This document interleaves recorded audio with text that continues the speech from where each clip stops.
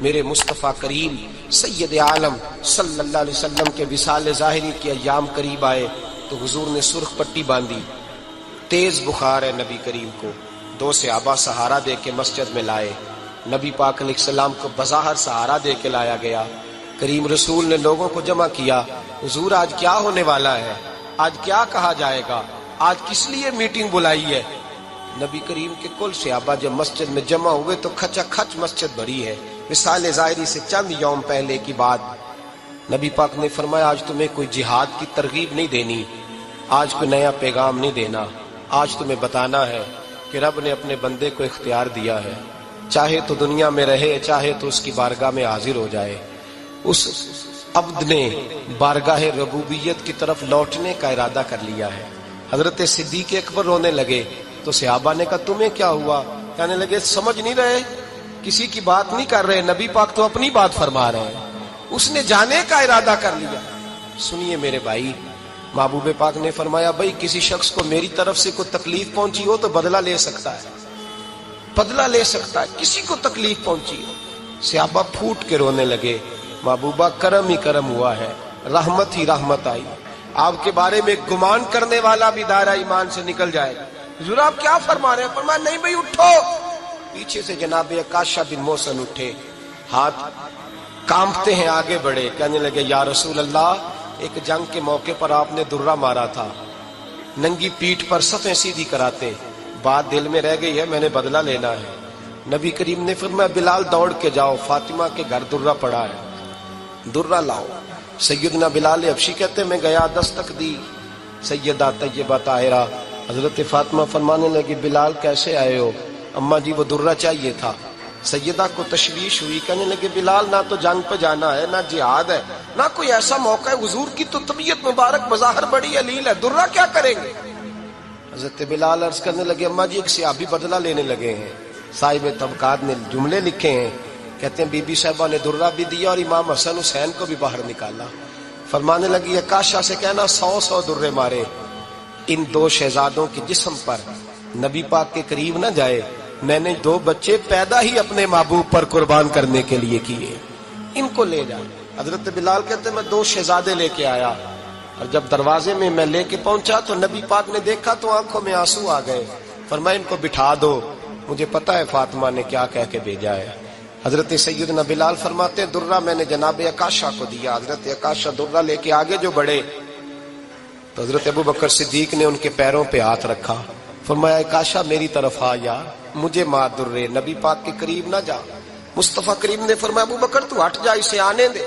فرماتے میں چند قدم آگے گیا تو مولا علی شیر خدا نے میرے پیر پہ ہاتھ رکھا، کہنے لگے عکاشہ سوچ تو صحیح تو کیا کر رہا ہے؟ حضور نے فرمایا علی ہٹ جاؤ، میرا اور ان کا معاملہ ہے۔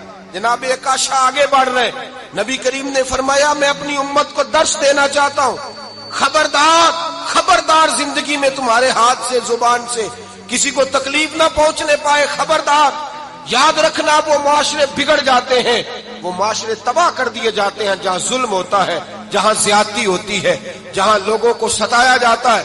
محبوب کریم کے قریب آئے حضرت عکاشہ کا، حضور میری پیٹھ ننگی تھی، آپ بھی ذرا کپڑا ہٹائیے۔ نبی کریم نے پیٹھ سے کپڑا ہٹایا، جناب عکاشہ نے درہ جو اٹھایا تو صحابہ کی چیخیں نکلی، حضرت عکاشہ نے درہ دور پھینکا، حضور کے بطن اطہر سے لپٹ گئے، چومنے لگے، کہنے لگے حضور وہ تو صفیں سیدھی کراتے لگ گیا تھا، آپ نے کہاں مارا تھا؟ یا رسول اللہ میں تو بہانہ بنا رہا تھا کہ جاتی دفعہ مجھے وجود چومنے کا موقع نصیب ہو جائے، مجھے یہ موقع نصیب ہو جائے۔ میرے حبیب نے فرمایا جس نے جنتی دیکھنا ہو میرے عکاشہ کی زیارت کر لے۔ بھائی ظلم کا دروازہ کھلا ہوا ہے اور لوگ بھول جاتے ہیں زیادتی کرتے ہوئے، وہ بہو سے ہی کیوں نہ کریں، وہ اپنے گھر کے بھول جاتے ہیں کہ شاید پوچھنے والا کوئی نہیں، شاید میزان نہیں لگے گا۔ ایران کے بادشاہ نے اپنے بیٹے کو پڑھانے کے لیے ایک استاد صاحب کا بندوبست کیا۔ استاد صاحب کو کہا کہ میرے بچے کو دین پڑھائیے، میں چاہتا ہوں کل اس نے عنان حکومت کو سنبھالنا ہے تو یہ دین سے آگاہ ہو جائے، اس کو کچھ سکھائیے پڑھائیے۔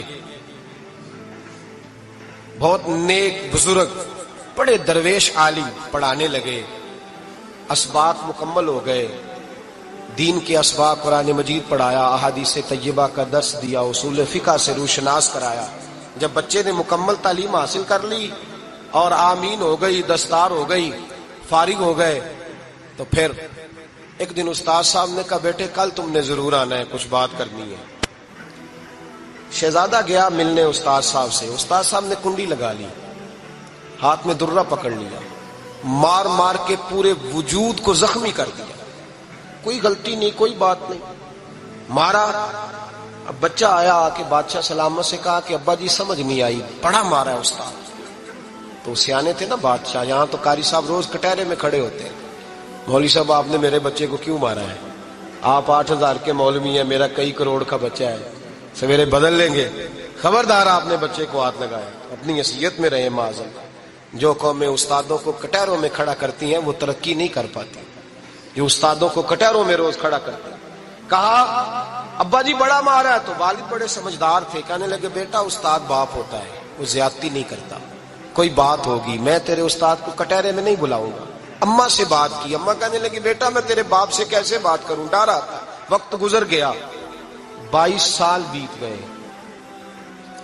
22 سال گزر گئے، بادشاہ کا انتقال ہوا، شہزادہ تخت پہ بیٹھا، پہلا حکم یہ دیا کہ میرے استاد کو بلاؤ، پہلا حکم۔ استاد جی بوڑھے ہو گئے تھے، چھڑی کے اوپر ٹیک لگا کے آئے اور بھویں سفید ہو کے جھک گئی تھیں، یوں آنکھ کھول کے بڑی مشکل سے دیکھا، کہنے لگے شہزادے حکم ہو۔ کب میں شہزادہ نہیں، اب میں بادشاہ بن گیا ہوں۔ استاد جی 22 سال بیت گئے، آپ نے مارا تھا، پر وہ درد چونکہ زیادتی کی تھی، میرا قصور کوئی نہیں تھا، تو نہ میری روح سے درد گیا ہے نہ میرے جسم سے گیا ہے، میں بے اختیار تھا، پوچھ نہیں سکتا تھا، آج با اختیار ہوا ہوں۔ سب سے پہلے پہلا حکم آپ کو دیا، بلایا ہے، بتائے کیوں مارا تھا، کیوں مجھے مارا تھا، میری زیادتی بتائے۔ تو استاد، بوڑھے استاد کی آنکھیں آنسوؤں سے بھر گئیں، کہنے لگے بیٹے بس آج کے دن کے لیے مارا تھا، یہ جو دن آ گیا نا میری زندگی میں اس لیے مارا تھا، یہ میں چاہتا تھا میری زندگی میں وقت ہے، آج کے بس میری مراد پوری ہو گئی۔ کہ صاحب کس لیے، مجھے بھی سمجھائے۔ آپ فرمانے لگے کتنی دیر ہو گئی تجھے مار کھائے ہوئے، کتنا زمانہ بیت گیا؟ کہنے لگا 22 سال۔ فرمایا زخم بھولے تو نہیں، درد ختم تو نہیں ہوئی، تمہیں بات 1 منٹ کے لیے بھی تمہارے حافظے سے محو تو نہیں ہوئی؟ کہ استاد جی روز رات کو یاد آتی، روز خیال آتا تھا۔ استاد کہنے لگے بھائی تو بے اختیار تھا، پوچھ نہیں سکا، 22 سال تجھے یاد رہا، مجھے پتا تھا تو ایک دن حکمران بنے گا، میں نے تجھے اس لیے مارا تھا کہ بیٹے یاد رکھنا، کسی پہ ظلم نہ کرنا، اگر تجھے 22 سال تک یاد رہا ہے تو جس پر تو ظلم کرے گا اسے بھی قیامت تک یاد رہے گا، اور یہ یاد رکھنا تو آج با اختیار ہوا تو تو نے مجھے بلا لیا ہے، قیامت کے دن غریب با اختیار ہو جائیں گے، مظلوم با اختیار ہو جائیں گے، وہ با اختیار ہوں گے، للہ الواحد القہار، رب کریم کی بارگاہ کے اندر ان کا اختیار ہوگا، اکیلے اللہ کی حکمرانی ہوگی، پھر وہ بلائیں گے، بڑے بڑے کج کلا دنیا میں جن کی پگڑیاں اونچی تھی وہ سر جھکائے کھڑے ہوں گے، دنیا میں جو ڈکٹیٹر بنتے تھے ان کی پشتیں لال ہوں گی، ان کو غدار لکھا جائے گا، قیامت تک نہیں بھولے گا۔ ظلم کرنا تو سوچ سمجھ کے کرنا، اتنا کرنا جتنا تم سہ سکتے ہو، اتنی زیادتی کرنا جتنی قیامت میں تم برداشت کر سکتے ہو۔ میرے نبی کریم صلی اللہ علیہ وسلم نے فرمایا ظلم سے بچو، یہ قیامت کے اندھیروں میں سے ایک اندھیرا ہوگا، زندگی میں زیادتی نہ کریں، اگر تھوڑی دیر کے لیے کوئی چیز برداشت کر جائیں گے تو وہ فائدہ دے جائے گی، کچھ دیر کے لیے اگر سہ جائیں گے تو نفع مل جائے گا، سہنے کی کوشش کریں لیکن زیادتی نہ کریں۔